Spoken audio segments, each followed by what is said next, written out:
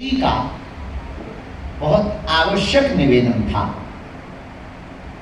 भारत में जब भी कोई विदेशी आदमी आता है तो बाहर लोग कहते हैं कि हिंदुस्तान में हिंदुस्तानियों को मिलने जा रहे हैं। एक हमें अंग्रेज मिला, हम यहाँ से शुरू कर रहे हैं तो आपको समझ में आएगा। तो हम जहाँ गए विदेश में तो एक हमें अंग्रेज मिला, एक अंग्रेज हम साथ में भी ले आए, अंग्रेज हम ले आए। पेरिस से है। How are you my dear? Okay sister. इनको हमारी अंग्रेजी समझ में नहीं आती है, हमें भी इनकी नहीं आती है, ये बड़ी बात थोड़ी है। हम बोल दें तो इन्हें नहीं समझ में आती है। तो ये पेरिस से हैं, तो हम यहीं से उदाहरण उठाते हैं। पेरिस के एक अंग्रेज हमको मिले, हमने कहा कि आप भारत गए? बोले हाँ गए। हिंदुस्तान गए? उसने कहा हम हिंदुस्तान गए। हमने कहा हिंदुस्तान तुम गए क्यों? बोले हिंदुस्तानियों से मिलने। तो हमने कहा क्या तुम्हें हिंदुस्तानी मिले? बोले एक भी नहीं मिला। हमें बड़ा बुरा लगा, हमका पागल आदमी हो, तुम भारत नहीं बांग्लादेश घुस गए। बोले नहीं नहीं भारत गए। हम कहा भारत गए, तुम्हें हिंदुस्तानी एक भी नहीं मिला, भारतीय एक भी नहीं मिला, ये मूर्खतापूर्ण बात, तुम झूठ बोल रहे, तुम भारत गए नहीं। वो बोला हम सच में कसम से, ये टिकट देखो, हम भारत गए पर हिंदुस्तानी भारतीय एक नहीं मिला। हमने कहा कारण? बोले हमने जब पूछा कि तुम कौन हो तो किसी ने पंडित जी बताया, किसी ने क्षत्रिय बताया, किसी ने वैश्य बताया, किसी ने सेवक बताया, किसी ने ये नहीं कहा कि मैं हिंदू हूं और हिंदुस्तान मिला। उस दिन से हमारे मन में ये भाव था कि तुम्हारी बात तो बहुत बड़ी है। तब धीरे धीरे वो ज्वाला बढ़ती गई, बढ़ती गई, बढ़ती गई। एक दिन रात को हम बैठे थे। अक्सर हमारे जीवन में जितनी भी क्रांति या इनसाइड घटना, अंतर्मुखी जितनी घटना घटी वो रात को घटी। चाहे वो बालाजी की कृपा पाने के दिन या गुरु की कृपा पाने का दिन हो, या जितनी भी क्रांति वाली घटनाएं घटी, ये घटना भी हमारे साथ ऐसी घटी। रात को बैठे थे, गुरु की प्रेरणा लगी तो उस पर हमने विचार किया। आपके सामने वो बात रखना चाह रहे हैं। यहाँ हिंदुस्तानी एक भी नहीं। तुम्हारी रामचरितमानस को जलाया गया तो तुम चुप थे। बाल घर में तुम्हारे लिए जो प्रार्थना ईश्वर से करते सम उनको निर्दयता के साथ मारा गया तो तुम चुप हो। तुम्हारे ही सामने, तुम्हारे ही धर्म के छोटे से बच्चे को चाकू घोंप कर मार दिया जाता है। क्यों? क्योंकि वो हिंदू है। तुम्हारे ही सामने तुम्हारे जीते जी कोलकाता में रहने वाली बच्ची के साथ पहले निर्दयता के साथ रेप किया जाता है, फिर मार दिया जाता है। क्यों? क्योंकि वो हिंदू है। और तुम्हारी ही जाति, तुम्हारी मजहब, तुम्हारे ही धर्म के लोग बांग्लादेश के बॉर्डर पर भारत से भीख मांग रहे थे कि मुझे स्वीकार करो, हम हिंदू हैं। एक बार विचार करना, आप हमारे हो, हम सलाह लेने आए, कोई प्रवचन सुनाने नहीं आए, हम सलाह लेने आए। एक मिनट आप हमें सलाह देना, विचार करना। बांग्लादेश के ऊपर अत्याचार हुआ, हमने सरकार से अपील की, आपने अपील की, सरकार ने बहुत सकारात्मकता दिखाई और कहा कि अगर दिक्कत जाएगी तो आगे चल करके बांग्लादेशी हिंदुओं को शरण देंगे। पर कल अगर तुम्हारे भारत में तुम्हारे ऊपर अत्याचार होगा, तुम कहां जाओगे? किस देश में जाओ? आज कल तुम्हारी छतरपुर में दुकानें लूटी गई, कल तुम्हारी बहन बेटियों को लूटा जाएगा। तब क्या करोगे? कब तक तुम ब्राह्मण, ठाकुर, क्षत्रिय, वैश्य, शूद्र करोगे? इसीलिए हमने प्रण लिया है कि हवाई जहाज, चार्टर्ड और ट्रेन से और दान पेटी में रुपया लेने से धर्म नहीं बचना। अब हम गांव-गांव जाकर के सब समाजों को इकट्ठा करके पैदल यात्रा करके हिंदुओं की ताकत को भारत को दिखाएंगे। बस इतना सा कारण था और कोई कारण नहीं। यहाँ सब समाजों के लोग हैं, 40 समाजों के अध्यक्ष लोग बैठे हैं।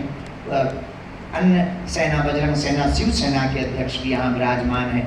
अन्य प्रतिष्ठित लोग भी विराजमान हैं, जिनका हम नाम नहीं, पत्रकारिता जगत के लोग भी विराजमान हैं। अभी हम जब आ रहे थे तो हमारे बहुत ही प्रिय पत्रकार ने हमसे पूछा, मनोज जी ने, कि आप ये जो यात्रा कर रहे हैं क्यों कर रहे हैं? हमने कहा हिंदुओं की रक्षा के लिए। उन्होंने बड़ा गजब का कमेंट किया कि आप पुलिस रक्षा नहीं कर पा रही। गजब का कमेंट था। हम उस वक्त तो जल्दी में थे, हमें अंदर आना था, पर हम आपको बता दें, पुलिस रक्षा कर पा रही है तभी हम सुरक्षित हैं।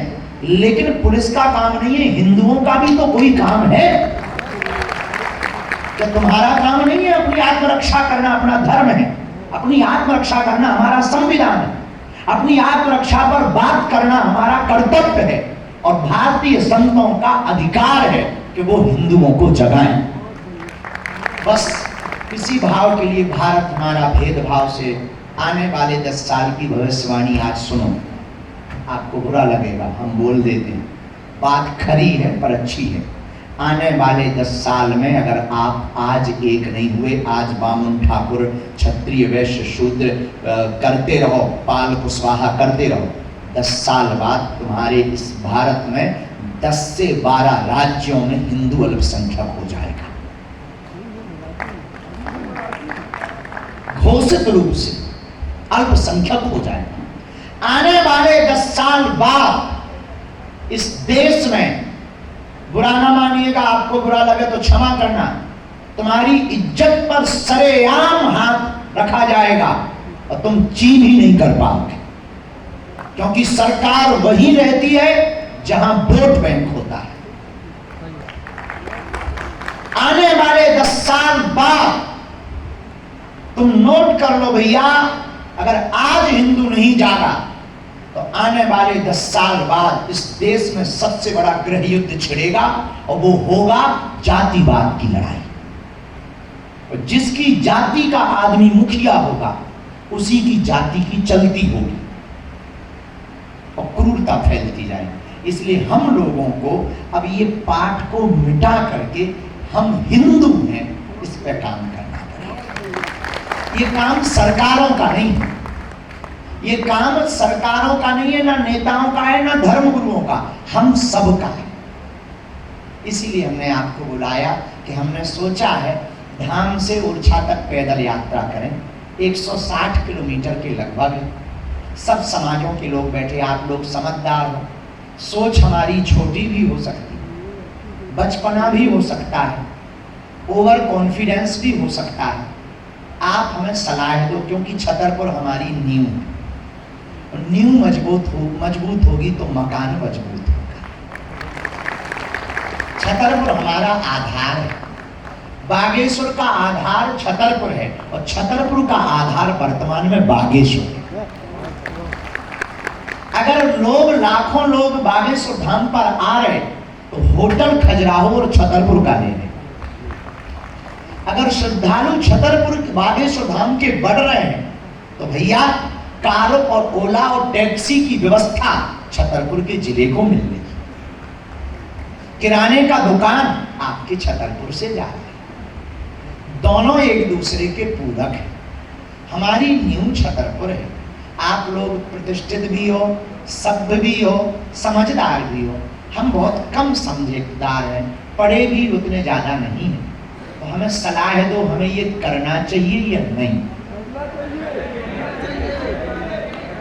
नहीं, ऐसे नहीं, हमें तन से भी आप चाहिए, मन से भी चाहिए, धन हमें आपसे चाहिए नहीं। ये और आप सुन लो कि आप ये सोचे हो कि ऑडिटोरियम में बुला के बाबा रसीद ना कटवाए, बिल्कुल फ्री बैठो तुम, कोई रसीद की चर्चा नहीं। और हाँ, हम बहुत बड़े बड़े पगला हैं, ये भी तुम टेंशन मत लेना कि कहीं ये कह दे कि रसीद ना दो पर खाने के पैकेट दे देना, तो उसकी भी तुम टेंशन मत लेना, हम ले लेंगे। उसकी तुम टेंशन मत लो, हम ले देंगे। और आप फ्री बैठो कि आप सोचो कि पूरे पूरे मुखिया उड़ा रहा हो, बाबा क्या करने वाला है, नया फदाल। तो पहली बात तो ये। दूसरी बात, काउ पार्टी का हमें सपोर्ट नहीं करना, ये और सुन लो, अभी भी और बाद में। इस यात्रा का औचित्य किसी पार्टी के लिए नहीं, हिंदू पार्टी के लिए है, सिर्फ हिंदुत्व के लिए और हनुमान जी के लिए। ये सब समाज, सब पार्टियों के लोग जो हिंदुत्व को माने वो हमारे, 100 की सीधी बात है। अच्छा महाराज, हमें लगा तुम बड़ा बोल गए, हमें डर लगा तुमने बीच में टोक दो हम गए। तो एक ये बात। तीसरी बात, आप बिल्कुल फ्री बैठो, 2-3 निवेदन हम यात्रा के पहले बता दें, फिर हम आपके विचार। एक तो ये है कि 155 किलोमीटर अपन हमने पैदल यात्रा को बनाओ। पहला दिन 21 नवंबर की है, अभी जो तारीख तय की 21, अनुमति नहीं ली है अभी। हम पहले बता दें साहब, अभी अनुमति नहीं ली, प्रशासन को अनुमति के कागज बन गए। आज की मीटिंग का इंतजार था कि आज मीटिंग हो जाए फिर अनुमतियां डालें, नहीं तो तुम बाद में कहोगे कि वाह अनुमति ले रही, अब पूछना है। पूछना तो पहले पड़ता है, बाद में अनुमति लें। हम पूछ के ही अनुमति लेंगे कि बाद में कोई ठीबरा फूटे तो सब पे बराबर फूटे। अनुमति अभी ली नहीं।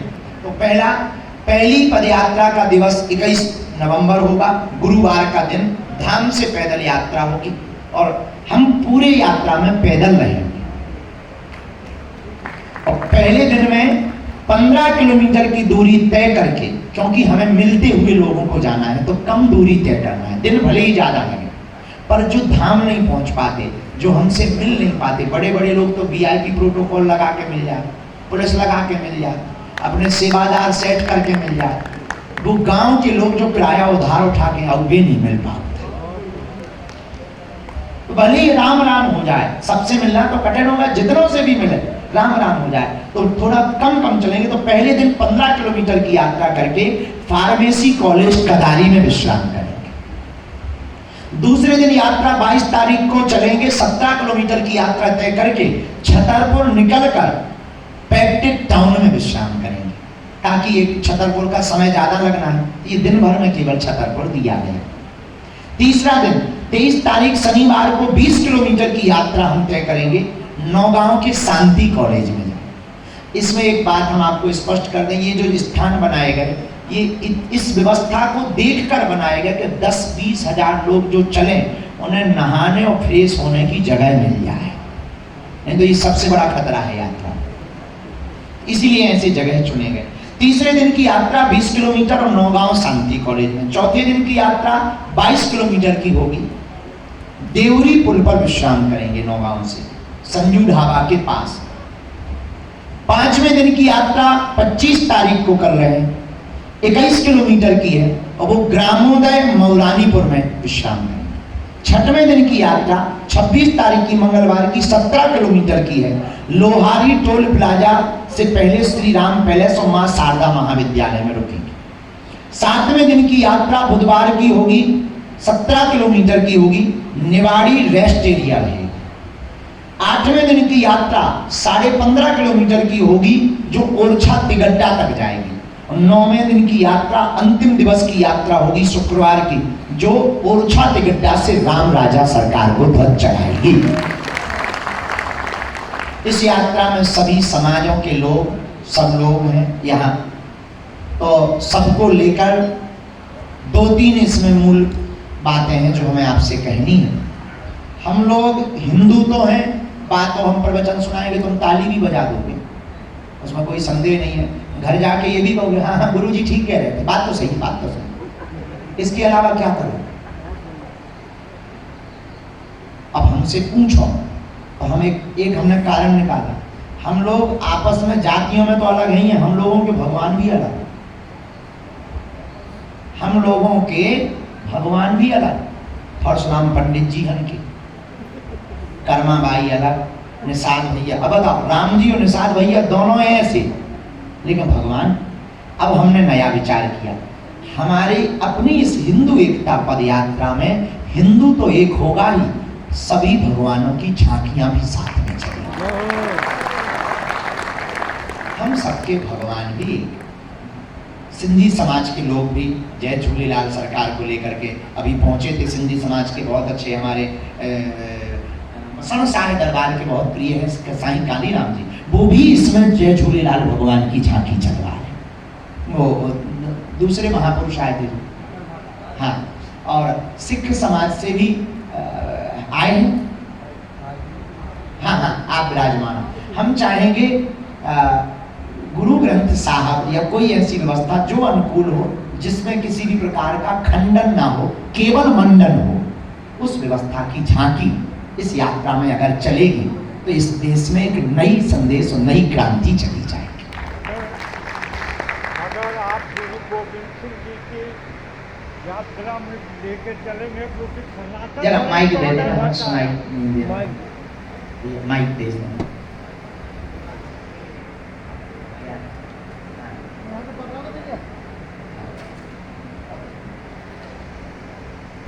मेरा निवेदन ये है जी कि अगर गुरु तेग भैया बहादुर माइक चालू कर दे।